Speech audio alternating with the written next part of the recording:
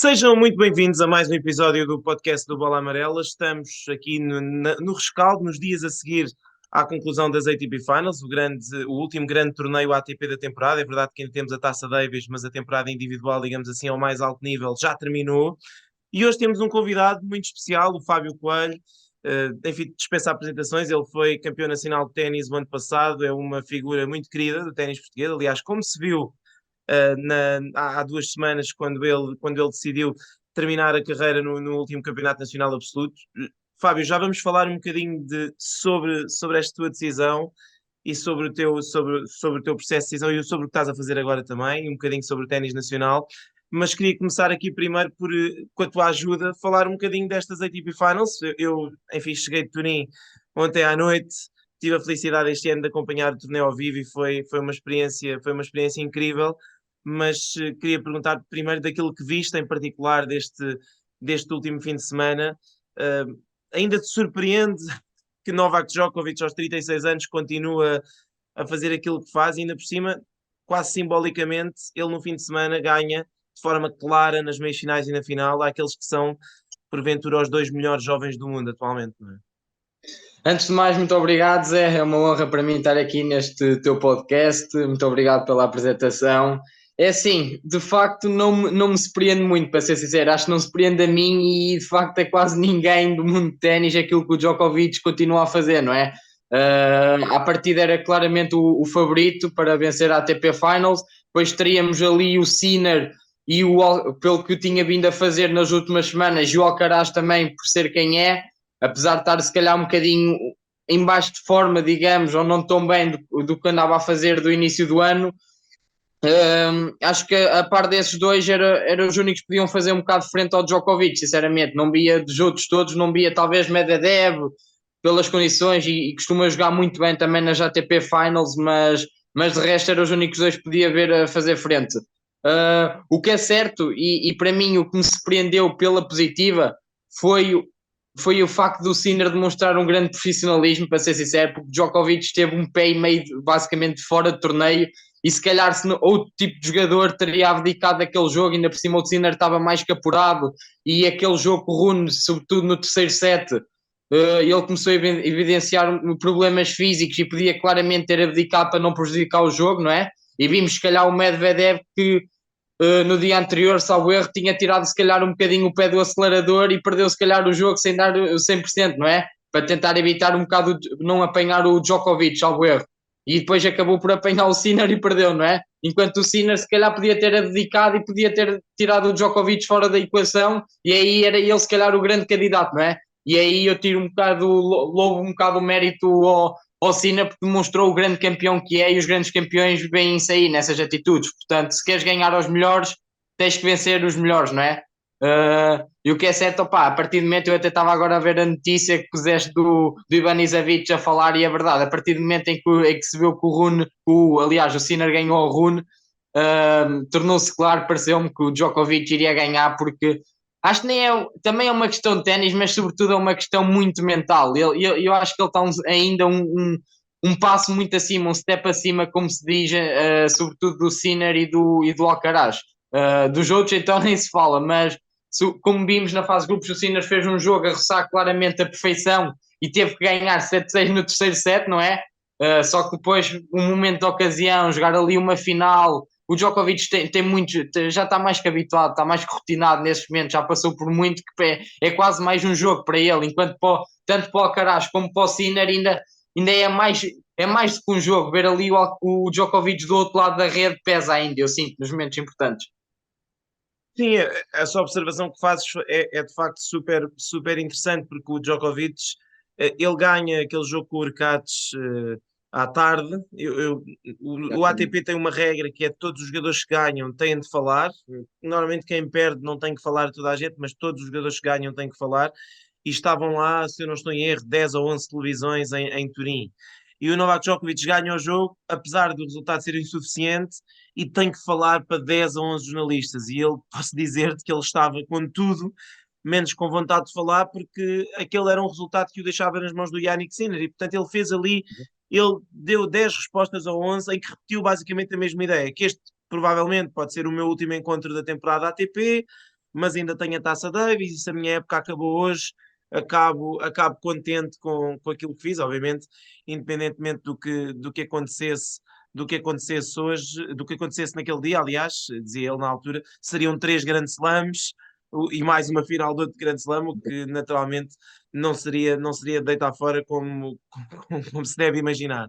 Mas de facto, depois à noite houve esse momento em que o Yannick Sinner era uma situação difícil para ele, porque ele estava a jogar em casa. Havia também jogar em casa e acho que há aquele bónus da ATP Finals, não é? Se tu és campeão e ganhas todos os jogos, ganhas um bónus inacreditável. Não sei quanto é, tu saberás melhor, mas E, é muito dinheiro a jogar em casa. E ele também, é assim, é legítimo, não é? Estava a ganhar, se formos bem a ver, ele tinha ganho os 2 torneios anteriores, antes de Paris, salvo erro. Chega a Paris e o jogo que perde, tipo, nem entra em campo sequer, não é? E venceu ali o Djoko, não é? Que é teoricamente o alvo a bater. Portanto, ele tinha mais que aspirações. Se eu posso vencer ali, ele pensou, e bem, também posso bater na final, não é? claro, E era uma ocasião especial. Ele fez o trabalho dele, ninguém pode pôr em causa, não é? sim, e é isso que dizias, é muito complicado tu meio que Sim, tirares o pé quando tens 12 mil pessoas a teu favor, e era ali um bocadinho o que acontecia, as pessoas foram vê-lo de propósito. É claro que eu acho que talvez o terceiro set tenha sido um bocadinho demais, mas na verdade aquilo do ponto de vista físico não acusou muito, porque depois ganhou na meia-final ao Medvedev. A questão foi de facto ter mantido o Djokovic em prova, e esse é que foi o problema para ele. Mas eu penso que a lógica que ele seguiu, e o Medvedev depois, quando jogou com o Alcaraz, também já apurado e perdeu, ele no final disse-nos que é verdade que isto é um encontro um bocadinho diferente, eu sei que não tenho exatamente a obrigação de ganhar, mas por outro lado ninguém gosta de perder, que era o que tu claro, dizias. Não há nenhum jogador que goste de perder antes de uma meia-final. É sempre melhor, em teoria, para a tua confiança, para as claro. sensações, para as sensações que tu tens em corte, independentemente de não precisares daquele jogo. Àquele nível é sempre complicado tu entrar, é sempre pior tu ires para uma meia-final, uma derrota, do que ires com uma vitória. Portanto, enfim, é um bocadinho, era ali um pau de dois bicos. A verdade é que essa decisão ou essa vitória de Sinner acabou por condicionar claramente a final. É verdade que não sabemos se ele eventualmente não apanhasse o Alcaraz ou o Rune outra vez, ou se apanhasse outro jogador qualquer na final, podia perder também, podia acontecer, mas a verdade é que apanhou o Djokovic. Djokovic nunca perdeu com o mesmo jogador duas vezes numa semana. Aliás, ele na verdade só tinha jogado duas vezes nas ATP Finals com o mesmo jogador, uma vez que o Federer perdeu na fase de grupos, ganhou na final, tal como aqui, e outra vez que o Zverev até foi ao contrário, ganhou na fase de grupos e perdeu Exatamente. na final, se não estou em erro, 2018. Certo, Mas, certo. ou seja, perder duas vezes nunca aconteceu com o Novak Djokovic, também não vai ser desta vez. E há outra dado engraçada, é que nunca um número um no mundo perdeu duas vezes nas ATP Finals, primeiro na fase de grupos e depois na final. Portanto, ele seria o primeiro. E era estranho, de facto, Novak Djokovic ser o primeiro número um de sempre a perder duas vezes nas ATP Finals. Isso já aconteceu com outros jogadores, não com o número um no mundo. E enfim, mais um recorde, não é? É um Mais um bocadinho. recorde. É É, impressionante. É mais um para a estatística, não é? é, Já faltam adjetivos, sinceramente, para descrever o que é que ele anda a fazer no ténis. É quase inumano, como se pode dizer, não é? Desumano o que ele anda a fazer. Faz parecer tipo fácil às vezes a modalidade ou fácil o que ele anda a fazer e é tudo menos fácil. Ele está mesmo a escrever história. Eu acho que ele já escreveu história e agora, sinceramente, na minha opinião, ele vai perseguir ou bater os recordes da sua própria história. Ele está a criar a sua história, que é diferente de todos os outros, que ele já bateu toda a concorrência sim. por larga margem, não é? E agora vai criar a sua própria história. E Sim, dificilmente, opa, é como tudo, mas dificilmente acredito mesmo que vá haver alguém no mundo de ténis pá, não sei, talvez em milhares de anos, não sei, mas acho mesmo difícil que alguém apareça e que faça estes feitos que ele anda a fazer, é mesmo de facto inacreditável. sim, ele vai tentar basicamente deixar os seus recordes difíceis de atingir. Há poucas coisas que lhe faltam. Falta-lhe uma medalha de ouro olímpica, tem a hipótese de ganhar no próximo ano, em Paris. E depois, como ele dizia, aos 36 anos, eu perguntei-lhe então, mas se ganhas a Davis para a semana é a tua melhor época de sempre? E eu acho que sim, sinceramente. Se eu ganhar Sim, três grandes slams, recorde-se que ele ganhou três grandes slams e no outro foi à final em cinco final. sets, ou seja, se tu fores ver bem, é muito engraçado, ele, de todos os sets que podia ter ganho, num ano, ao longo de todos os encontros do torneio do Grande Slam, só lhe faltou um, porque ele na final do Wimbledon ele ainda ganhou dois, portanto só lhe faltou mesmo um set para ganhar todos os sets no ano de Grande Slam, o que é de facto uma autêntica loucura, e mesmo as suas caminhadas para os títulos, a grande maioria delas, no Open da Austrália perdeu um set, em Roland Garros perdeu dois, e no US Open, se não estou em erro, perdeu três, É sendo que dois foram é com quase. base no Djere. Exatamente. Ou É seja, um arraso aos adversários, literalmente. é impressionante, ele é número no mundo com quase 12 mil pontos e não foi a 5 Masters 1000, quer dizer, ele Exatamente. simplesmente não foi a Indian Wells, Miami por causa da vacina, não foi ao Canadá porque não foi a Madrid porque estava tocado, não foi ao Canadá porque Sim, já estava. faz bastante esforço, digamos, o seu calendário, algumas forçadas por causa da vacina, sim, Sim, outras por gerir o calendário. O que é certo é que todos os torneios que ele entrou, basicamente ganhou quase todos. Essa é que é essa. Teve que conta-se pela palma das mãos as derrotas que teve num ano inteiro, que é de facto impressionante, né, sim, ao nível ATP. sim, perdeu seis encontros, sendo que o sexto foi este com o Sinner e acabou por ganhar o torneio na mesma. Portanto, basicamente ele jogou, se não estou em erro, 12 torneios, ganhou 7. Portanto, Impossível. a partir daí estamos mais ou menos conversados. Só para Falar de 250, não é? Ou 500, ou quase. sim, Um ou outro 500 e de resto é Grand Slams e Masters 1000 e ATP Finals, não é? O grau de sim, exigência é completamente diferente. sim, exatamente. Os 7 títulos deles, se não estou em erro, são 3 Grand Slams, as ATP Finals dá 4, 2 Masters 1000 e depois São está a 500. sobrar um 500 que ele terá ganho, um 250, penso que foi um 250 no início do ano, exatamente em Adelaide, em que até salvou match point para Exatamente. ganhar ao Corda na final.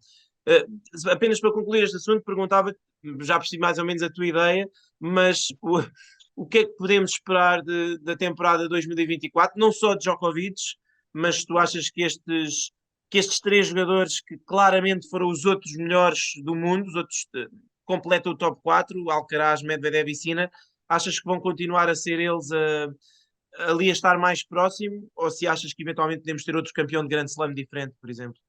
Eu acho que não vai mudar, eu acho que não vai mudar muito, acho que sinceramente isto vai continuar um pouco na mesma cena, Djokovic a dominar, o Alcaraz também ali muito perto e a poder discutir com ele.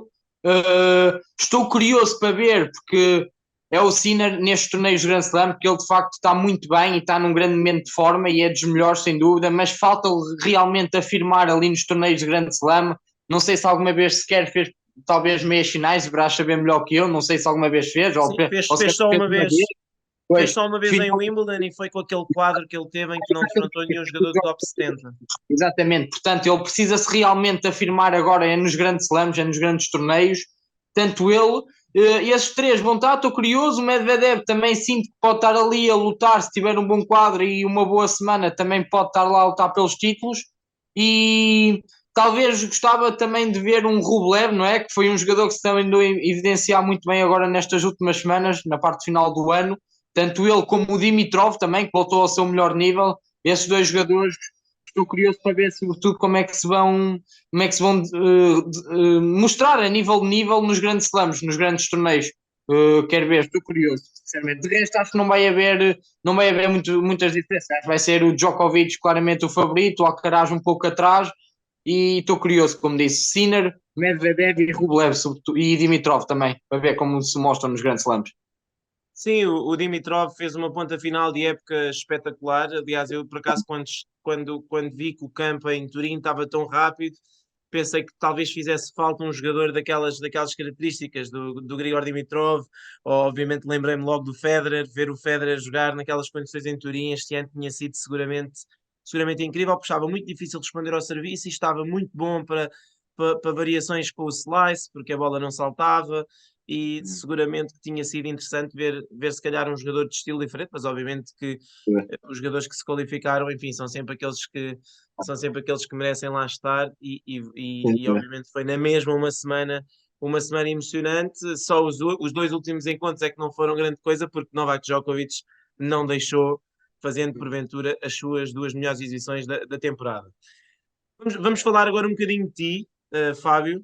Primeiro que tudo, ainda antes de irmos à tua tomada de decisão, queria que me contasses como é que tem sido a tua vida nestas últimas semanas. Imagino que bem diferente dos anos anteriores e como é que está a ser, se estás a gostar, se estás entusiasmado. Conta-nos um bocadinho como é que é o teu dia. É verdade, Zé. Estes dias têm sido bastante diferentes do habitual.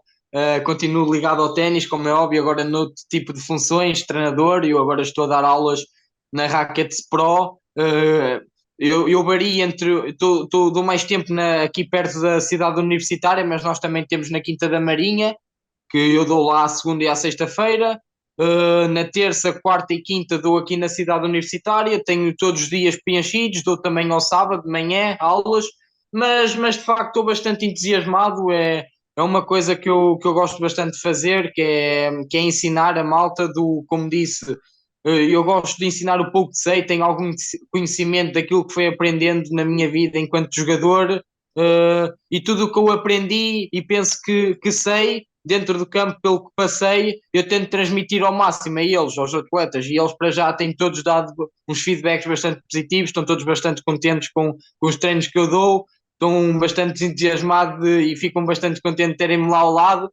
Já me disseram que é estranho, como é óbvio, muitos deles eu andava a treinar com eles, não é? E agora de repente é estranho verem-me ali e eu a ter que dar o treino a eles e a corrigi-los, a dar feedbacks que é que precisam, não é? Disseram-me que é um pouco estranho, eu percebo, entendo perfeitamente, mas é como diz, estou bastante entusiasmado, custou um bocadinho ao início, não é? Porque aquela parte competitiva de jogador foi um sonho que se calhar não, foi posto um ponto final de forma um bocado forçada, digamos assim, e isso deixa ali um bocado de mágoa, não é? Ali em ti, mas estou contente ao mesmo tempo.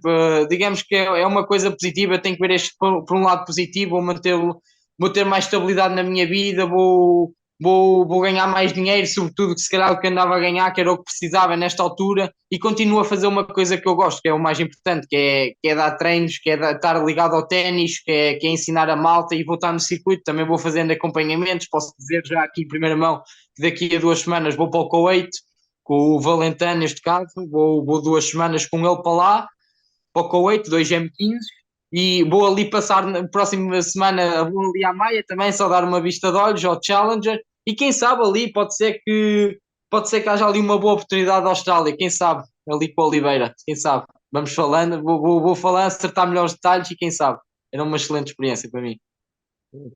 Se confirmar, vai ser aí uns meses de muito tempo passado no avião, porque Kuwait é muito longe e a Austrália então. Bom, o Gonçalo está lá agora a jogar uns ITFs, a ver se confirma a qualificação e se confirma também essa possibilidade de tu ires com ele.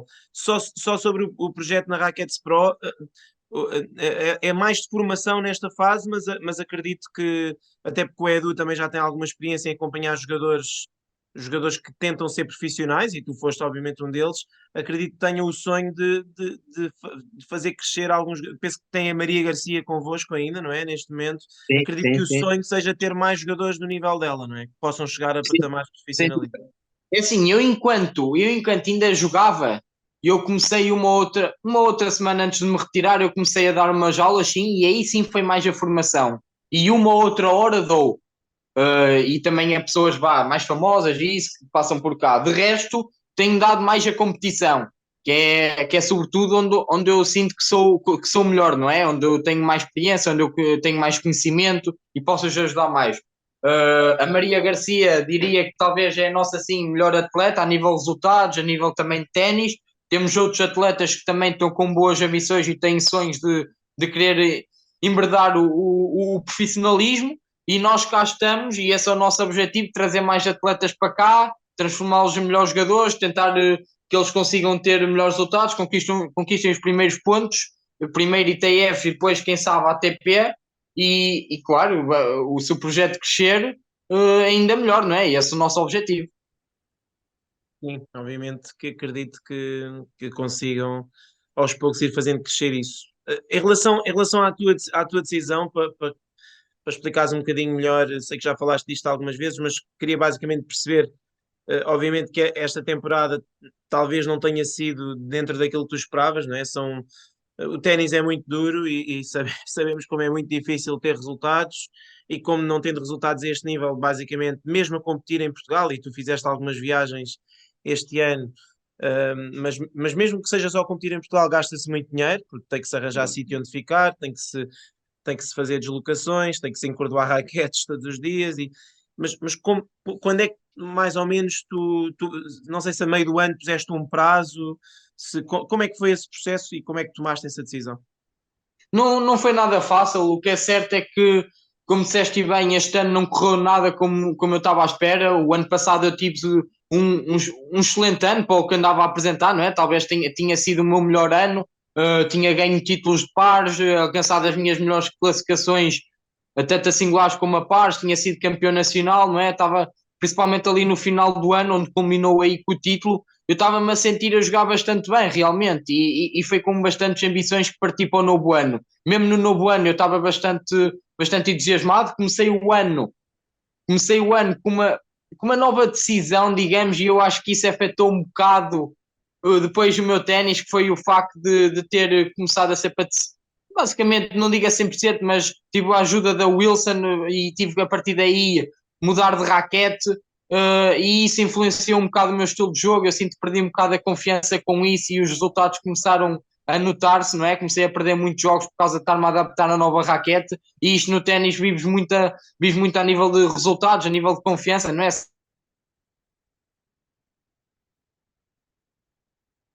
E os resultados não começaram a aparecer. O que é certo é que eu pensei assim, pronto, isto é um processo natural, isto vai melhorar. Um, Aos poucos foram melhorando. Eu ali a meio do ano fui aqui a acolá tendo uma outra vitória. Tive a sorte de encontrar, tanto na França como na Alemanha, fui jogar interclubes, lá competições para adquirir mais jogos e, sobretudo, para ganhar dinheiro.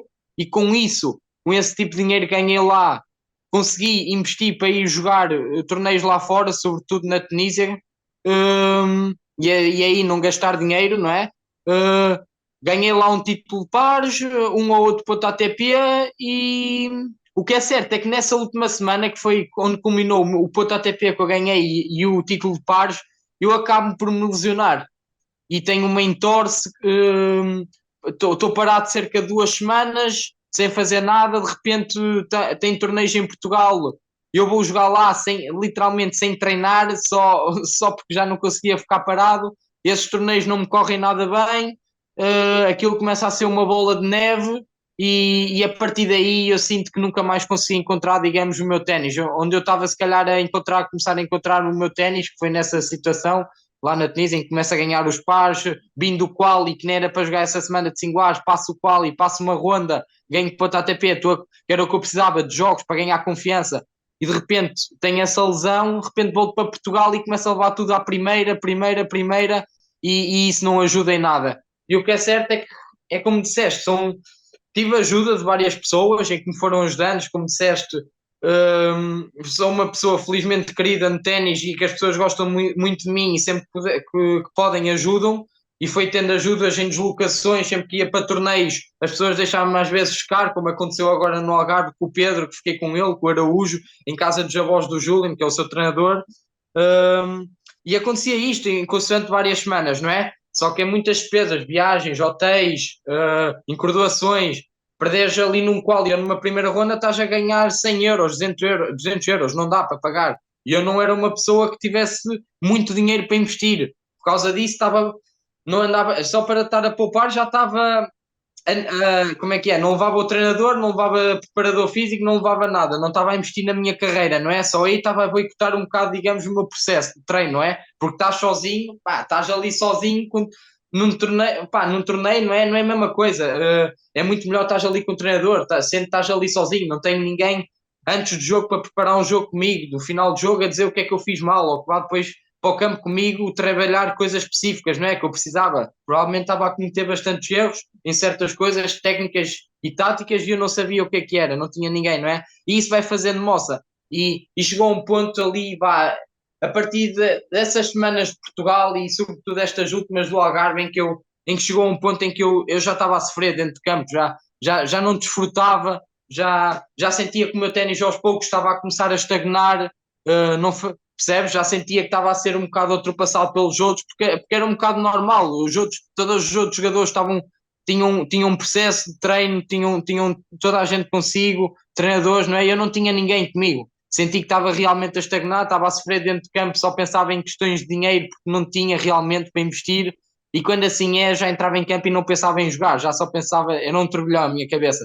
E quando assim chegou a um ponto já que eu falei mesmo com os meus pais, não dá, temos de tomar aqui uma decisão, eu não quero realmente isto para a minha vida, porque eu não ganho nada com isto, não. O meu ténis não evolui, não ganho dinheiro, eu, a continuar assim, provavelmente posso exagerar, mas vou se calhar deprimir daqui a uns tempos, não é? Que não, eu não quero isto para a minha vida, eu não quero estar 20 e tal anos, 30 anos e não estar a passar uma ronda ou chegar ao máximo de quartos de final do Futures. Não quero isto para a minha vida, portanto, eu quero continuar no ténis, que é o que eu gosto de fazer, mas para já quero ter estabilidade na minha vida, quero ganhar dinheiro para mim, uh, ter o dinheiro para mim, fazer o que eu quero e quem sabe daqui, foi como eu disse, não quer dizer que seja um ponto final definitivo, quem sabe daqui a uns anos, com dinheiro já mais estável, eu volto ao circuito e volto a jogar com prazer, volto a jogar mais solto e às vezes é quando as pessoas sem pensar nessas coisas exteriores só pensam realmente no ténis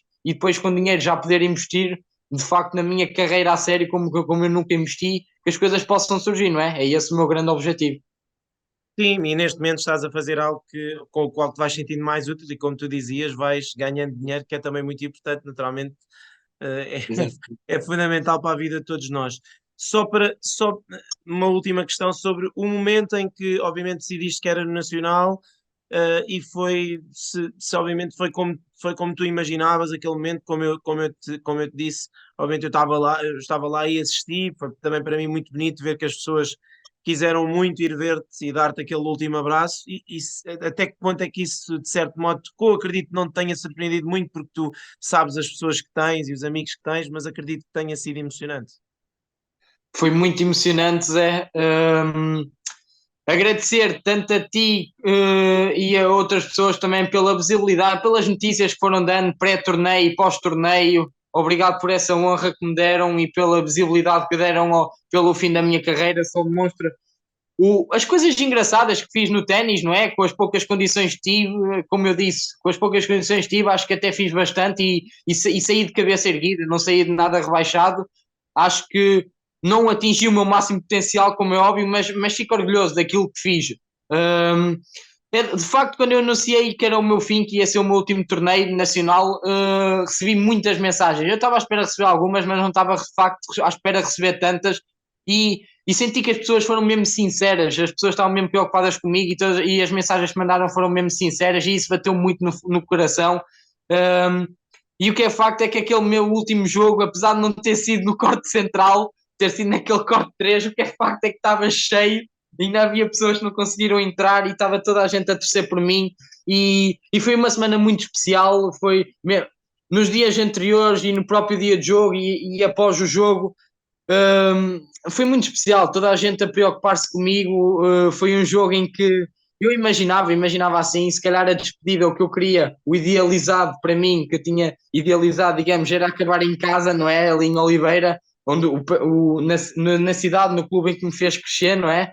Um, À frente de família, amigos, namorada, não sendo assim, acho que foi o sítio ideal, não é? Ali o Campeonato Nacional, que foi o local onde tive a minha conquista mais especial a nível de singulares, acho que faria todo sentido. Ver ali aquelas pessoas todas, jogadores todos, tanto tu como muitos atletas ali, amigos meus do circuito, estarem ali durante todo o jogo a apoiar-me, ali a gritar o meu nome, mesmo no match point a baterem aquelas palmas, foi mesmo muito especial. Não foi um jogo nada fácil, foi muito emotivo, por muito que eu não tenha tentado demonstrar, mas por dentro estava um turmilhão de emoções e quando acabou foi um desabar mesmo de tudo e foi muito bom o pessoal ter ido lá ter comigo, consolar-me, foi mesmo muito especial, só demonstrou aquilo que eu quis passar dentro de campo, que era dentro de campo o guerreiro, não é? O respeito, toda a gente sentir que era um bom adversário e que tinham dificuldade, não é? Jogar comigo e que, sobretudo, fora de campo, que era uma pessoa 5 estrelas, sempre muito brincalhão,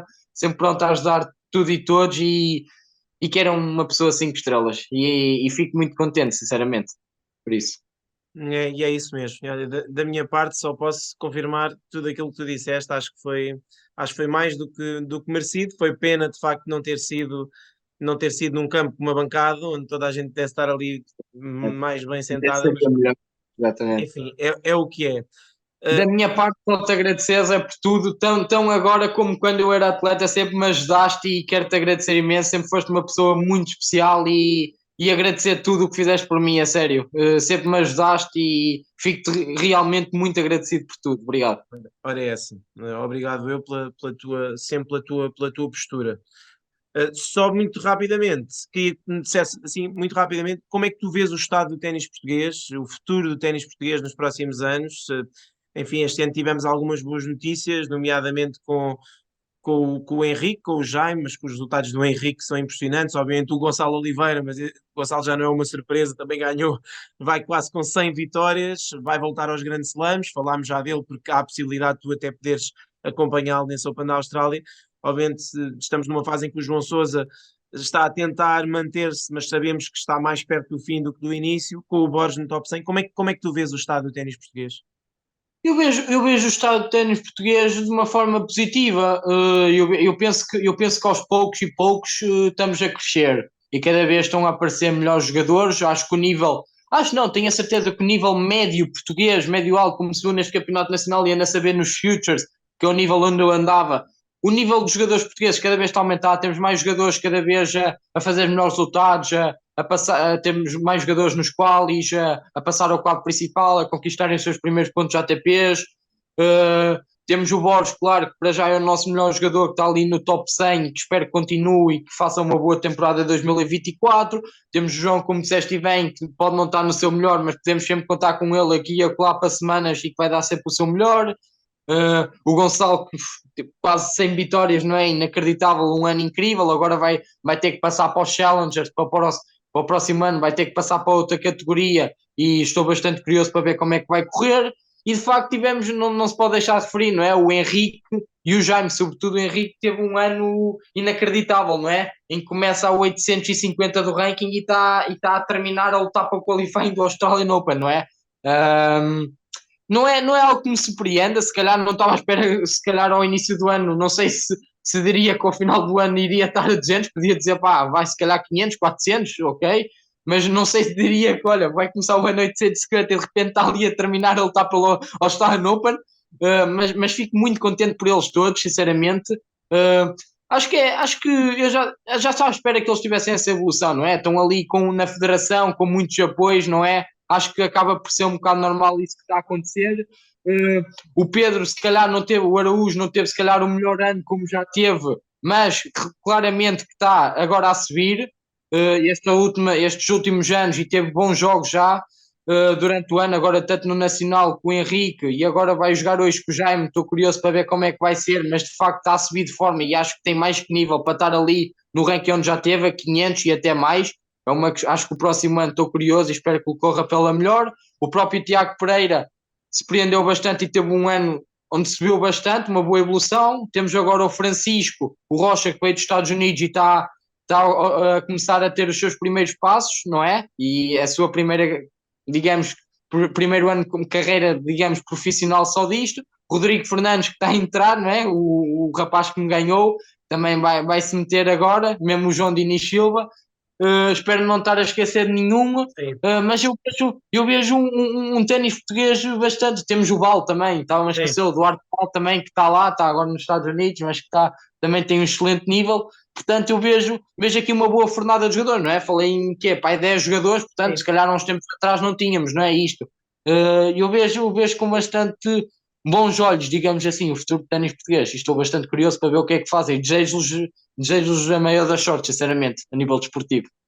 Sem dúvida, há aqui um bom grupo de jogadores a jogar ITFs como disseste, o Henrique já perde de sair desse nível e também para o ano, provavelmente vai ter que saltar já mais para os Challengers, até para poder compensar Exatamente.